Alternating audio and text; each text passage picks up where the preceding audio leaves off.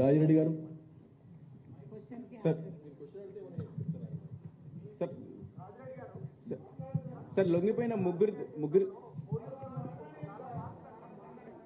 ఒక్క నిమిషం క్వశ్చన్ అడుగుతున్నాడు. ఇక్కడ అయిన తర్వాత అడుగుతాం.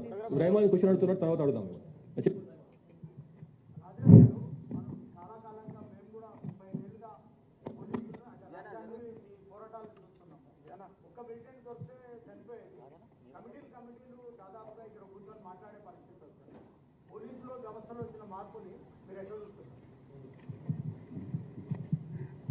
ముందైతే ఒక మన ముఖ్యమంత్రి ప్రకటించినటువంటి ప్లాను, తర్వాత మన డీజీపీ గారు, ఇతర పోలీసు అధికారులు చేస్తున్నటువంటి కృషి, ఈ సందర్భంగా నేను వాళ్ళందరికీ కూడా నా నమస్కారాలు, నా శుభాకాంక్షలు కూడా తెలియజేస్తున్నాను. అయితే ఇప్పుడు మన కామ్రేడ్ దేవిజీ మాట్లాడినట్టు మేము రేపు ప్రజల యొక్క సమస్యలపైన ప్రజల తరపున ప్రజలతో నిలబడి పనిచేస్తామని అటువంటిది చెప్తున్నాం. అయితే ప్రజాస్వామిక పద్ధతుల్లో అనుకున్నప్పుడు వేరే పార్లమెంటరీ సిస్టంలోకి పోవాలనేటువంటిది మా ఉద్దేశం అయితే కాదు. ఇవాళకి ఆలోచించుకున్నటువంటిది ప్రజల ప్రజాస్వామిక హక్కుల కోసం ఎన్నో పోరాటాలు జరుగుతున్నాయి. ఆ పోరాటాలను సంఘటితం చేయడం కోసం ప్రజాస్వామిక చట్ట పరిధిలోనే మేము పనిచేస్తామనేది ఆలోచించి అది అట్లనే మేము ఇంతకాలం ఏదైతే రాజకీయాలు సిద్ధాంతాలు చెప్తూ సంఘటితపరిచినామో ఆ అవగాహన మనం అయితే వచ్చిన మేరకు ప్రజల పోరాటాల వెనుక ప్రజల పోరాటాలతో మేము నిలబడతామనేది హామీ ఇస్తున్నాం.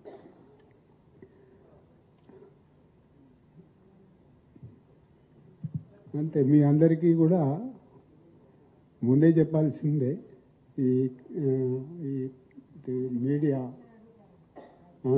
మీడియా మీడియా వారందరికీ కూడా మా నమస్కారాలు తెలియజేస్తున్నాం. మీకు हिंदी వస్తుందా లేకపోతే తెలుగు? हिंदी వస్తుందా? हिंदी ओके। आपसे जानना चाह रहे थे, जब आप जो है इस नक्सल मूवमेंट में आए थे, उस वक्त में जो वजह थी, क्या आज भी वैसी ही वजह दिख रही है जनता में, या फिर आपको लगता है कि बदलाव आया है तो इसीलिए आप भी लीगली जो है लोगों के बीच में रहकर लड़ने के लिए तैयार हुए हैं? क्या बदलाव दिख रहा है? बदलाव तो दिख रहे मगर उतना चर्चा करने का मौका नहीं। बदलाव तो साधारण रूप से देखने से बदलाव तो है, और कानूनी ढंग से हम लड़ने के लिए जो लड़ाई जनता जो कर रहे हैं वो जनता का साथ हम रहने के लिए सोच रहे हैं।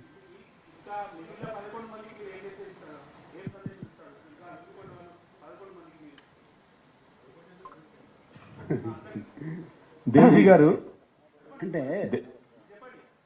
చెప్తాను, ఇంకేమైనా అడిగితే అవన్నీ కలిపి ఒకటే మాట్లాడారు. సార్ ఇక్కడ సార్ రాజిరెడ్డి గారు, మావోయిస్టు ఉద్యమం ముగిసినట్టేనా? సగమేక మావోయిస్టు ఉద్యమం అని అంటే మావోయిజము ఎప్పుడూ ముగియదు.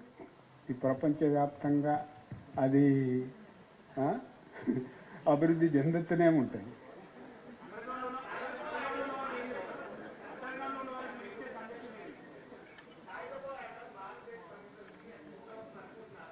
ఇప్పుడు ఒక్కొక్క దానికి జవాబు చెప్పాలంటే అది మీకు సంతృష్టిని కూడా ఇవ్వదు. ఎందుకంటే సాయుధ పోరాటం ముగిసిందా అంటే ముగిసింది అనేది చెప్పినా, లేదా అది రేపు మళ్ళీ తిరిగి తలెత్తుతుందని చెప్పినా కూడా దానికి సంతృప్తి ఎవరు పడదు కదా. అందుకోసం ఒకటి మీ అందరికీ నా విజ్ఞప్తి ఏంటంటే మేము ఇక్కడి నుంచి పోయిన తర్వాత మా అడ్రస్ మీకు తెలియకుంటే ఉండదు. మీకు ఏం కావాలనుకున్నా కూడా మాతోని వచ్చి కూర్చుండి రోజంతా కూర్చుండి కూడా మీకు కావలసిన ప్రశ్నలకు జవాబులు తీసుకొని మీరు మీడియాలో ప్రచురించవచ్చు.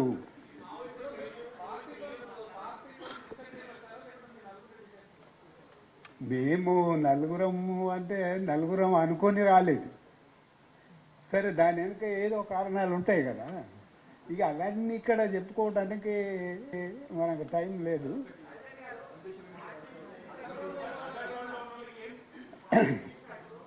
ఇప్పుడు అయితే మన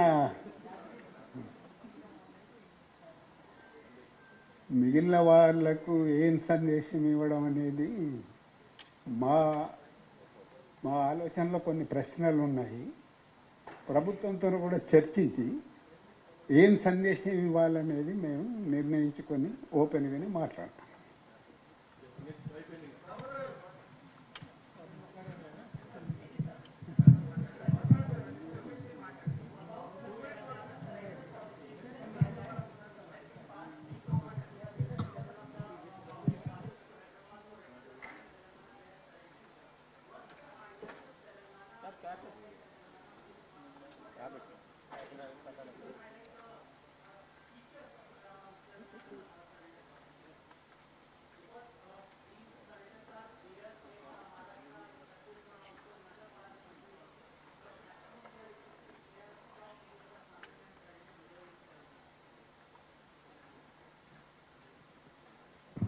This policy is a time-tested one.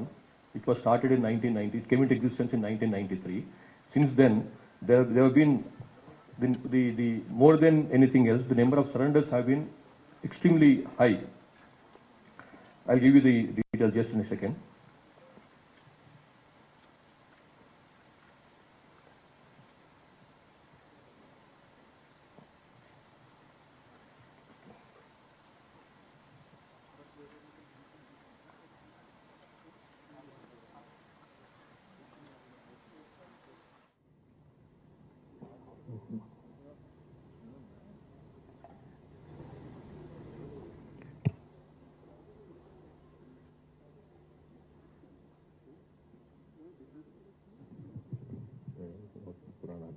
तो इसमें since this is a time tested one and all the whatever the promises made or assurances given by the government to the extent possible we are keeping them. All those surrendered cadres who deserve to be rehabilitated, they are being rehabilitated, whether in the form of giving land or in the form of cash, in the form of education. If they want, somebody wants to pursue education, or somebody wants to do some specialized trade, if they want to pursue that, we are providing them. In fact, I think sometime back, even 20-25 years ago, I think 1 or 2 people who had pursued their engineering also, if I'm not wrong, about 25-30 years ago. So that kind of system is set, and that kind of confidence is there among the surrendered cadres who want to come out and surrender. That government will take care of them. And as far as the cases are concerned, criminal cases are concerned, the government will go sympathetically on them. We don't want to harass them by putting cases on them. In the last few years, in the sense from the day this came into existence, the number of surrenders have been 5,865 only in Telangana state. I'm talking about. That itself shows the effectiveness of this. That includes the top cadre till the last Dalam member. So this itself shows that, and then that the people who died in exchange software are much less than the people who were rehabilitated when they surrendered. So this is a huge. This is a great attraction as far as Telangana surrender policy is concerned. And it is not just surrender; it's a rehabilitation and relief package. It's not just surrender policy, right? So that's the reason why I think people are coming in hordes to surrender to the Telangana government. అది చెప్తాం. ఇంకా మా దగ్గర ఇంకా రాలేదు. ఇంకా వచ్చినప్పుడు చెప్తాను. Yes, Sankoch.